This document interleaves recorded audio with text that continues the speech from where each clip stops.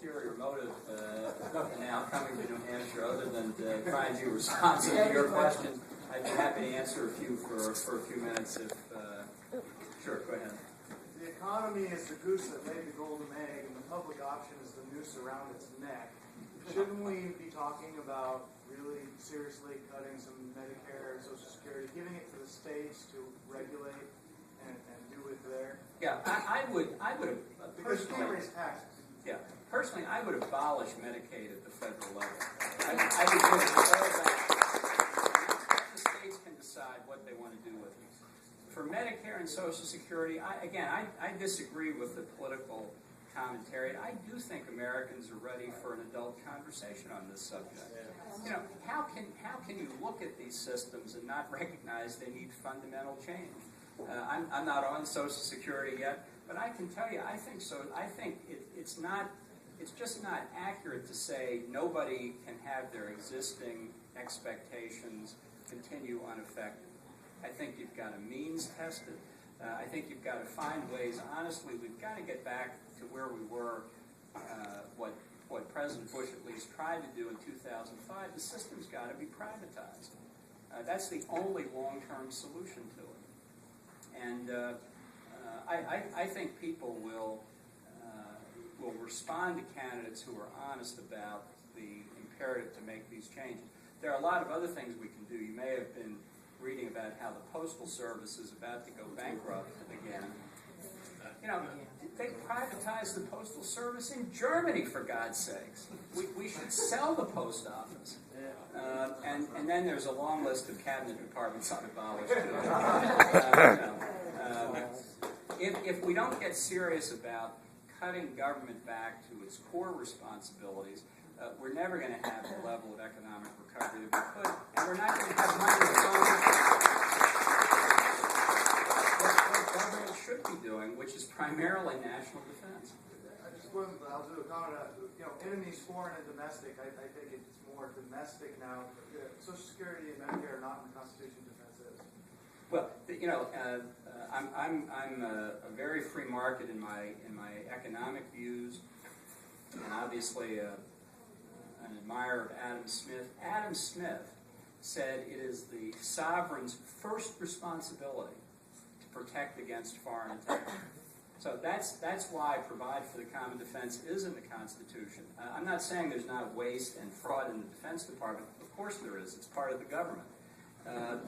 But it should be the responsibility, especially of a Republican president, to find it and eliminate it, but not to shift the money into the Department of Education or the Department of Labor, to plow it back into defense. We've got aerial refueling tankers now that are older than the pilots flying them. And I could go on and on and on. We've just mothballed another aircraft carrier, which means another whole carrier strike group has been eliminated, and the ones that are out there are not adequately equipped or armed. And these problems are deep, and they're growing worse as time goes by. And the president wants to do more to make certain that the Excella trains between Vice President Biden's home in Wilmington and Washington run faster.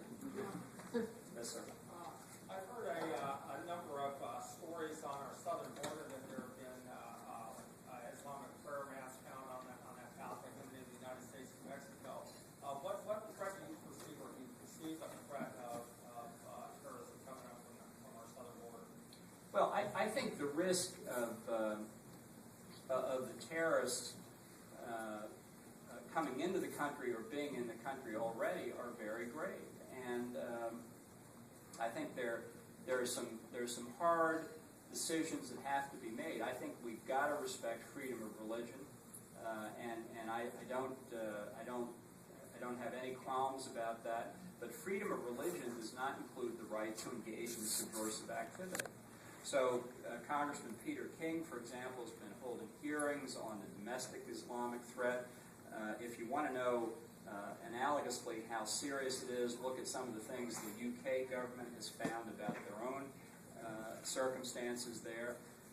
And I don't think anybody should have any doubt that we remain a target of the terrorists because of who we are. And it's not disrespectful of anybody to acknowledge that there's a problem. In fact, it seems to me, it's the essence of figuring out how to correct the problem, to be candid about it and to be open and truthful and transparent. I thought that's the way we wanted our leaders to be. So covering the problem up is not an honest way to do it, and it's certainly not an effective way to do it. Yes, sir. Kind of the background I'm interested in.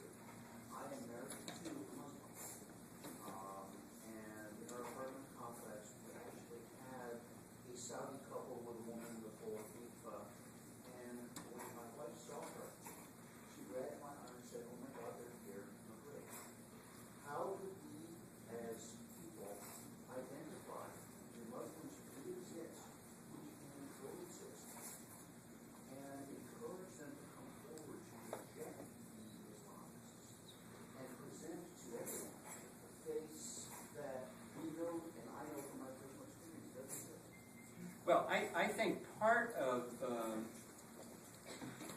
what we can do, and that what we should do, is precisely to allow those who are Muslims, who understand that in this country we believe very deeply in the separation of church and state, to allow them to be able to speak without being intimidated by some of their co-religionists who don't hold that view.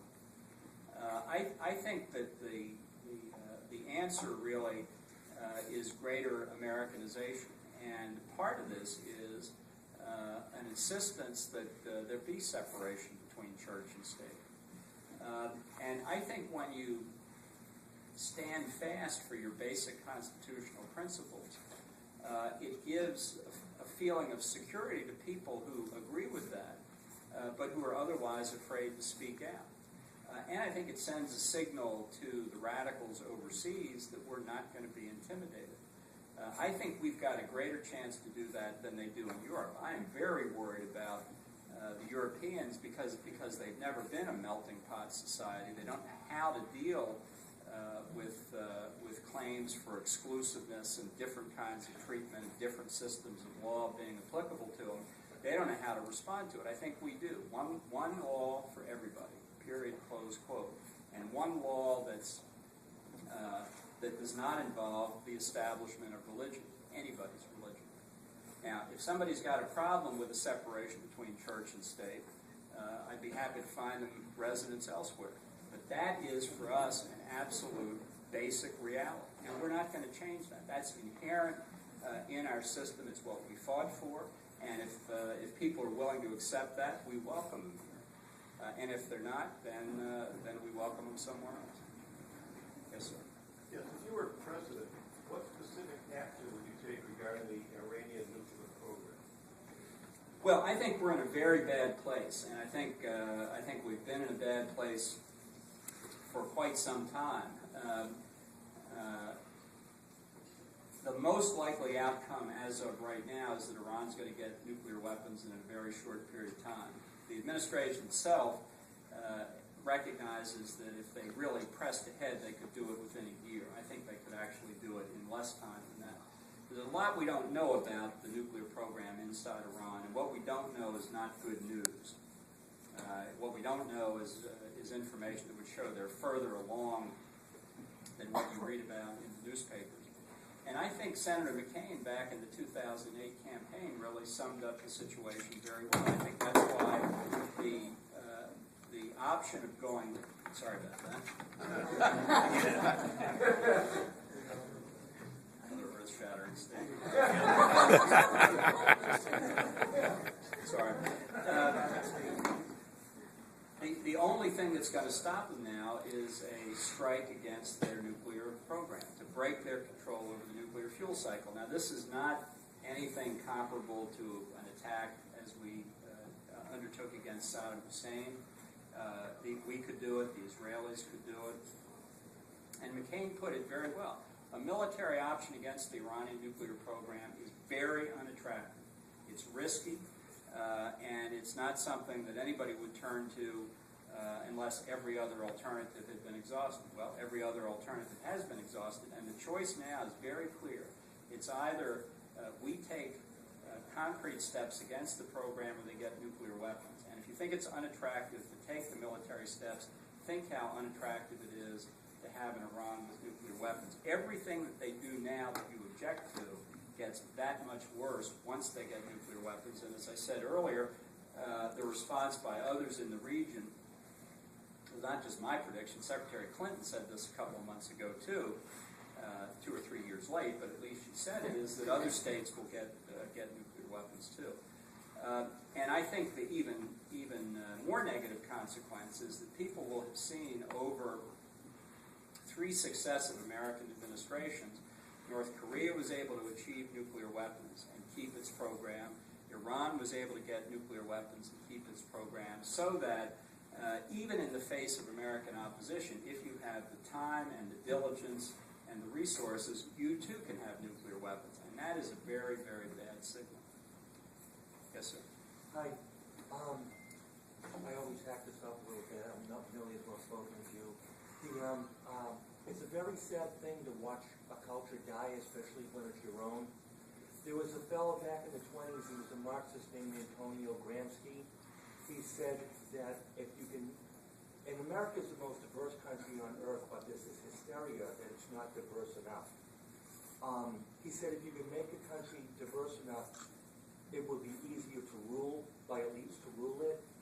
Between that, there's a movement called the Silente Reconquista, that the people of Mexico have been told that the United States stole the Southwest from them as their patriotic duty to come back and repopulate it. Certainly most of the people coming here are good people who want a better life, and if I lived in Timbuktu, I would do the same thing. But it's, again, it is just very, very sad to watch your culture die with all these stories on it. Let me give you my view on immigration, which may be another reason why I shouldn't run for president. But I actually think we should increase legal immigration into this country. I think more people are a strength for America. Because I think free people are stronger people. And I think what Americans, when you get right down to it, what really is at the core of the debate about illegal immigration is not so much that people come in illegally and then want to get all the advantages of citizenship. It's that we have abandoned our belief in Americanization. That we're ashamed to say, you're going to learn English.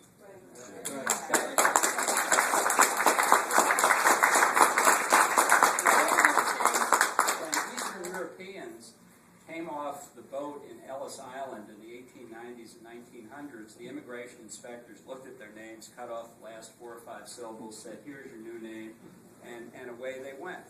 And people accepted it because they wanted to come into the country, but it didn't do them any harm, and it helped them on the way to becoming Americans. I think if we were more insistent on Americanization, it would have an effect on people's views on immigration. And let me just say, the populations of China and India today are 4 times Americans. It means together they are 8 times bigger than we are in population terms.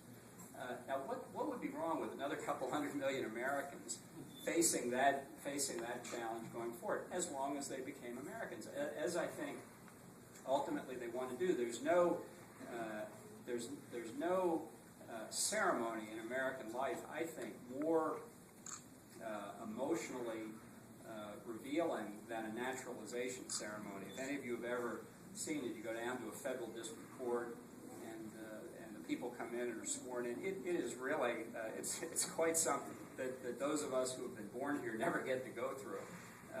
People want to be Americans, and I think what we should do is insist that you're going to be Americanized. And then I think our tolerance for immigration would actually go up, and the success that America has afforded to countless generations before would be available to them as well. I take one or two more here. Yes, sir. Over here. What's your recommendation for Iraq and Afghanistan? Well, I don't think we should withdraw from either country. Certainly not what's happening in Iraq. I think this is an invitation for Iran to increase its influence. I think it's an invitation for Al Qaeda to come back, and for 8 years of blood and effort to be sacrificed. And I think in Afghanistan the risk is very high. You know, there's been a saying that the Taliban have had, and the radicals in Afghanistan since the Soviet invasion in 1979, whether it's the Russians or us, they say, you have the watches, we have the time. And so when the president says, okay, I'm going to have a surge in Afghanistan, and then I'm going to begin to draw it down 18 months later, the Taliban say, okay, fine. And as we pull down now, they're simply waiting. It's a complicated and very difficult picture, but American weakness in those two countries is not the answer, number one. But it has more profound effects than that. The Arab states in the Persian Gulf region see us pulling out of Iraq, they see us pulling out of Afghanistan, and they say the Americans are going through another fit of navel gazing internally, and we're going to be left out here alone with the Iranians across the Gulf. So they're going to cut the best deal they can because they're not going to move out of the neighborhood. And as unpleasant as it might be to have to accommodate the Iranians, it's better than swinging from a lamppost outside your palace. So that then makes it even more difficult for us to work with them on our respective interests. And this is all reversible. But the policies that the administration has pursued over the past 2.5 years, not just how we treated Mubarak and some of the others, how we've treated Israel. The Arab states of the Gulf region, where I travel periodically, look at the treatment of Israel and they say, you know, when the Americans treat an ally like Israel that way, how are they going to treat us when things get tough? And it's a perfectly reasonable question. So, you know, you can't make allies in your mold. The rest of the world isn't as perfect as we are, and you've got to deal with people that may not live up to our standards. If we only dealt with people like us, we'd have very limited diplomatic relations around the world. And that's why the administration's unwillingness to engage, its inattentiveness, its lack of understanding of the range of challenges we face simply complicates problems that already exist and that they worsen by this indifference to what's going on in places like the Middle East. Let me just take one more here. Yeah, in the back. Mr. Ambassador, first of all, thank you very much for being here this evening. I'd like to ask you a question about the United Nations. I, like I'm assuming other people, wonder about the intent of the Barton Collective. As we're looking to the right, sometimes I wonder what's going on in the left. We hear stories about Secretary of State Clinton signing on with certain agreements, some of which could lead to the disarming of American citizens, Agenda 21, etc. Sometimes I think they are equally a serious threat to the United States as others. Should I be relaxing the country next week? Well, you know, the best news I can give you is that President Obama's lack of attention to foreign affairs generally also applies to the UN. I really thought it would be a lot worse, too. There are a lot of bad things going on. You mentioned the Secretary Clinton's interest in the Arms Trade Treaty, which, you know, sounds like it's a way of regularizing legitimate trade in arms and preventing smuggling and that sort of thing. But for close to 20 years now, this has been a mechanism that gun control groups in the United States have looked at as a way to overcome the problems they have at the state and federal level in this country and try and internationalize the issue where they've got a lot more support for their position, and then bring it back to the U.S. as a treaty, where the Senate won't pay adequate attention to it. They'll ratify the treaty, and the next thing you know, we'll find that we've agreed to restrictions on the private ownership of firearms that we never would have agreed to if we had done it straight up.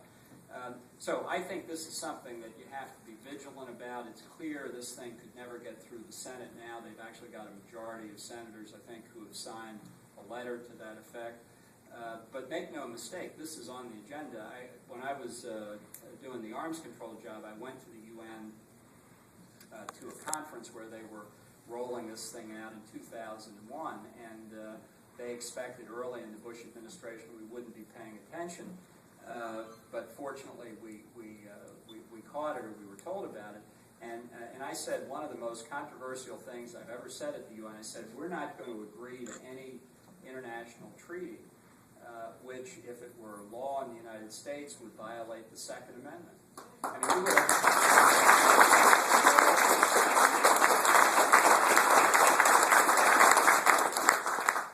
I don't honestly think it's very hard to figure out, but it was a shock to the people in New York that somebody would actually say such a thing.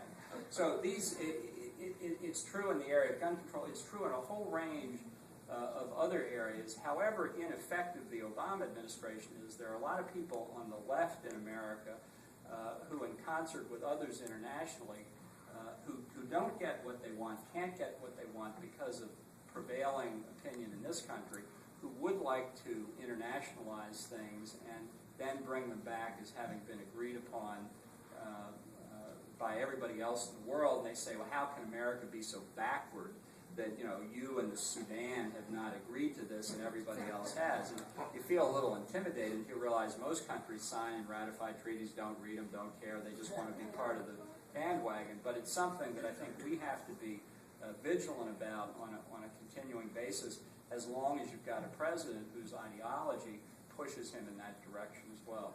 Thank you all very much. Thank you.